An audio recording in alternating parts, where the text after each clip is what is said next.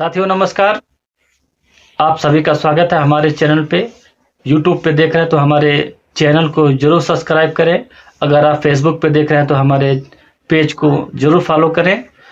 साथियों कल बहन जी का प्रेस कॉन्फ्रेंस था, तो सारे प्रेस कॉन्फ्रेंसों में जो सामने बातें निकल कर आई, वो बहन जी ने ये कहा कि हम उपचुनाव तब तक नहीं लड़ेंगे जब तक बैलेट पेपर से चुनाव नहीं होता है, या तो फिर ईवीएम की जो वोटों की चोरी, वोटों की हेरा फेरी, तमाम ऐसा आरोप उन्होंने लगाया। खास करके चुनाव आयोग को कटघरे में लिया और सत्ता पक्ष को भी कटघरे में लिया कि सत्ता पक्ष के वजह से उनके हिसाब से वोटों का ट्रांसफर होता है और एक साजिश रची जा रही है बहुजन समाज पार्टी को कमजोर करने के लिए।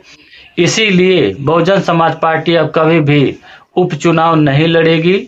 उन्होंने ये भी कहा कि हम क्लियर कर दे रहे हैं कि आम चुनाव बहुजन समाज पार्टी लड़ेगी, लेकिन उपचुनाव कभी भी नहीं लड़ेगी। आप सभी को पता है कि बहुजन समाज पार्टी उपचुनाव लड़ती नहीं है। ये पहली बार था कि बहुजन समाज पार्टी उपचुनाव लड़ी थी और परिणाम बहुत अच्छे नहीं आए। आप सबको पता है कि सबसे ज्यादा वोट जो है कटेहरी के अंदर आया था बहुजन समाज पार्टी का, और सबसे कम वोट जो है मीरापुर में आया था।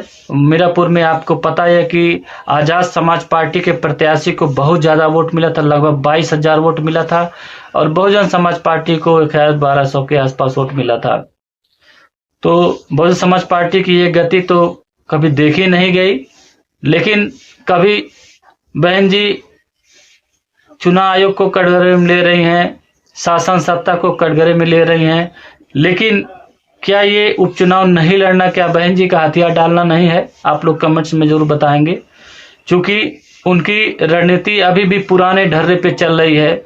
समझ में नहीं आता है कि आप हथियार डाल दोगे तो आपको जनता पसंद कैसे करेगी। हमारे हिसाब से, हमारे देखने में यही अभी तक आया है कि बहन जी जितना भी चुनाव लड़ी हैं, जो दमदारी से चुनाव लड़ी हैं, तो वहां पे उनको सफलता मिली है। अब हमें नहीं लगता कि उस हिसाब से बहन जी चुनाव लड़ रही हैं। आप देख सकते हैं कि चुनाव जो पिछला चुनाव हुआ, उपचुनाव ये हुआ है, इसमें जो है 9 सीटों पे चुनाव हुआ। किसी भी सीटों पर नहीं तो आकाश आनंद की रैली हुई, नहीं तो बहन जी की कोई रैली हुई।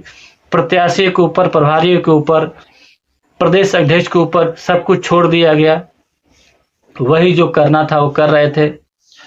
ऐसी हालत तो हम कभी नहीं देखे कि किसी प्रत्याशी को बहुजन समाज पार्टी के 1,1200 वोट मिले। ये तो बहुत शर्म की बात है, लेकिन फिर भी पार्टी को ऊपर ले जाना है, ऊपर उठाना है, रणनीति बनानी पड़ेगी। जब तक आप सत्ता से सवाल नहीं करेंगी, सत्ता से जब तक आप लड़ेंगी नहीं, तब तक जनता नोटिस आपको नहीं करेगा। पिछला जो रणनीति अभी तक बहुजन समाज पार्टी का रहा है, वो सिर्फ यही रहा है कि हम साइलेंटली चुनाव लड़ेंगे, तीसरा विकल्प बन करके आएंगे। उसके बाद जिसके साथ भी हमारे समीकरण ठीक बैठेंगे, मुख्यमंत्री हम बनेंगे और वो समर्थन हमको देगी, चाहे सपा हुआ, चाहे भाजपा हुआ, चाहे कांग्रेस हुआ। तो अब ये समीकरण बहुत पहले छूट चुका है। पहले चलता था ये समीकरण, अब समीकरण सिर्फ 2 ही तरह का हो रहा है। या तो आप बीजेपी को हराएंगे या तो बीजेपी के पक्ष में वोट पड़ेगा। 2 ही तरह का वोट पड़ रहा है। अब बहुजन समाज पार्टी का जो कोर वोटर है, उसी वजह से कटेहरी जैसे चुनाव में लगभग 41,000 के ऊपर वोट जो है बहुजन समाज पार्टी को मिला। ये कैडर का वोट है, क्योंकि बहन जी को कोई छोड़ करके जाना नहीं चाह रहा है। लेकिन कब तक सब्र करेगा कोई, जब बहुजन समाज पार्टी सीधे भाजपा से लड़ती हुई नजर नहीं आएगी। तो कुछ वोटर ऐसे होते हैं जो है, आप देख सकते हैं कि सभी 9 सीटों पे समाजवादी पार्टी एकदम सीधे टक्कर पे सेकंड रनअप रही है। कोई ऐसा सीट नहीं जहां पे बहुजन समाज पार्टी सीधे भारतीय जनता पार्टी से लड़ रही हो। सिर्फ सपा ही लड़ रही है। कारण सिर्फ एक ही है कि हर मुद्दे पे अखिलेश यादव प्रखरता से बहन जी के भारतीय जनता पार्टी के सामने खड़े हो जाते हैं। हर मुद्दों पे वो मुंहतोड़ जवाब देते हैं, जिसकी वजह से जनता नोटिस कर रही है। और भारतीय जनता पार्टी को हराने के लिए जो वोट हो रहा है, वो समाजवादी पार्टी की तरफ कन्वर्ट हो रहा है।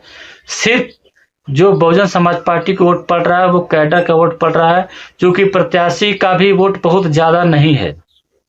आप देख सकते हैं कि मझवा में बहुत सारी बातें ऐसे हो रही थी कि मझवा का जो चुनाव है वो काफ़ी त्रिकोणीय हो चुका है। वहाँ के जो स्थानीय पत्रकार वो बता भी रहे थे कि बहुजन समाज पार्टी ने वहाँ पे ब्राह्मण प्रत्याशी को उतारा है, जिसकी वजह से वहाँ पे त्रिकोणीय मुकाबला हो गया। आप जान सकते हैं कि ब्राह्मण मतदाता उतना बहुजन समाज पार्टी की तरफ वोट नहीं करते हैं।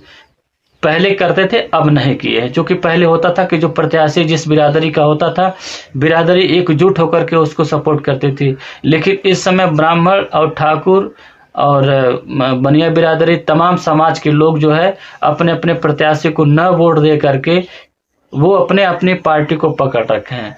यानी कि भारतीय जनता पार्टी वोट लेने में सक्षम रही मजमा में। ब्राह्मण प्रत्याशी भले था, लेकिन अपनी बिरादरी को न दे करके वो भारतीय जनता पार्टी को वोट दिए, जिसकी वजह से वहां से सुचित्रा मौर्य चुनाव जीत गए। इसी प्रकार के आप एक और आपको बता दें, फूलपुर की जो सीट थी, फूलपुर की सीट में भी वही हुआ।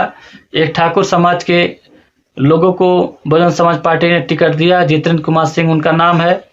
वो अपनी बिरादरी का भी वोट उतना नहीं ले पाए, जिसकी वजह से वहां भी बहुत ज्यादा परफॉर्मेंस वो नहीं कर पाए। तो मिला जुला करके अब जो ब्राह्मण ठाकुर तमाम इस तरह के जो अपर कास्ट के वोट है, वो बहुजन समाज पार्टी की तरफ बिल्कुल भी नहीं देख रहा है। चाहे उसके प्रत्याशी वहां खड़े रहें उनकी बिरादरी के, चाहे ना खड़ा रहें, वो कोई उनको फर्क नहीं पड़ने वाला है। वो अपनी बिरादरी को वोट अब नहीं दे रहे हैं, सिर्फ जो है भारतीय जनता पार्टी की तरफ वो लोग देख रहे हैं। तो अब चुनाव जो हो गया है वो दो तरह का चुनाव हो गया है। सिर्फ या तो बीजेपी के पक्ष में जाएगा या तो बीजेपी के खिलाफ जाएगा। तो ऐसे में बहन जी को सिर्फ हथियार डालने से कोई फायदा नहीं मिलने वाला कि नहीं हम चुनाव नहीं लड़ेंगे, हम उपचुनाव नहीं लड़ेंगे। तो आप जब उपचुनाव नहीं लड़ेंगे तो आपके वोटर किसको वोट करेंगे? तो सीधी सी बात है, जो सपा लड़ रहे तो सपा की तरफ वोट जाएगा। बीजेपी में तो वोट जाता नहीं है, ज्यादातर हमने देखा है, क्योंकि वो बीजेपी के पक्ष में तो उनका वोट नहीं जाता, उनके खिलाफ वोट जाता है। तो जो उनके खिलाफ वोट जाएगा तो उनके खिलाफ लड़ कौन रहा? समाजवादी पार्टी लड़ रही है। तो ऐसा समाजवादी पार्टी का जो वोट ग्राफ है क्यों बढ़ा? ये बहुजन समाज पार्टी का वोट है ही। बहुजन समाज पार्टी का वोट समाजवादी पार्टी में शिफ्ट हो गया है, जिसकी वजह से समाजवादी पार्टी हर सीटों पे भारतीय जनता पार्टी से सीधे फाइट टू फाइट लड़ रही है। आप देख सकते हैं पिछला जो लोकसभा चुनाव हुआ तो उसमें भी कांग्रेस का उत्तर प्रदेश के अंदर कोई जनाधार नहीं था। लेकिन जहां भी समाजवादी पार्टी अपने प्रत्याशी नहीं उतारे थे, कांग्रेस अपना प्रत्याशी उतारी थी, चूंकि इंडिया गठबंधन था, तो वहां पर भी समाजवादी का जो कैंडिडेट वोट है वो भी, और जो बहुजन समाज पार्टी का वोट है वो भी कांग्रेस की तरफ शिफ्ट हुआ, जिसकी वजह से कांग्रेस कई सीटें निकाल ली। लोकसभा की मैं बात कर रहा हूं। तो यही समीकरण है। अगर आपको बीजेपी को हराना है तो डायरेक्ट आपसे फाइट करना पड़ेगा, उनकी सभी नीतियों का विरोध करना पड़ेगा, तभी आपको जनता पसंद करेगी कि हाँ नहीं ये तो बहन जी सीधे डायरेक्ट है बीजेपी से लड़ रही हैं। बहन जी का साइलेंट रहना ही जो बी टीम का टैग है अभी तक नहीं हट पाया है। समाजवादी पार्टी जो है इनके ऊपर बी टीम का टैग लगा करके वो बहुजन समाज के लोगों का वोट हासिल करके अपने पक्ष में करके वो सीधे बीजेपी से लड़ रही है। ये रहा साथियों छोटा सा मेरा समीकरण। आप लोग कमेंट्स में मेरी बातों को आप लोग रखिएगा, क्या मैं सही कह रहा हूं कि नहीं कह रहा हूं, या और कोई बात हो तो कमेंट्स में जरूर कमेंट्स करिए। वीडियो मेरा अच्छा लगे तो लाइक शेयर और सब्सक्राइब जरूर करें हमारे चैनल को थोड़ा सा बड़ा बनाएं, ताकि हम बहुजन समाज की बातें आप लोग के बीच में रखने की कोशिश करें। धन्यवाद।